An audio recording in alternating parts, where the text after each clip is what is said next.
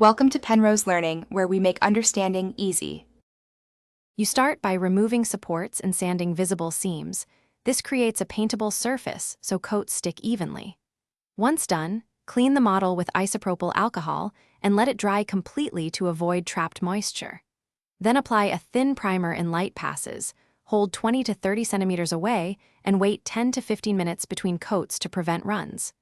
Use primer to fill tiny imperfections and give paint something to grip. This saves time later and yields smoother final layers. You now apply the base color, choosing acrylic or enamel compatible with the primer. Thin paints per instructions so they flow without obscuring detail. Start with an even base using an airbrush or spray.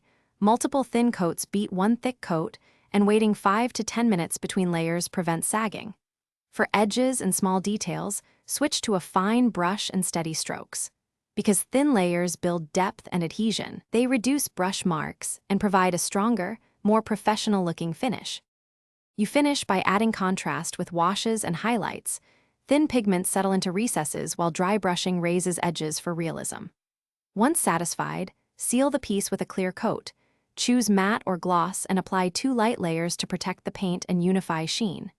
If you see peeling or flaking, stop, sand the problem area smooth, reapply primer, and rebuild color using thin coats to restore adhesion. That troubleshooting step fixes common failures and prevents repeat issues as you complete.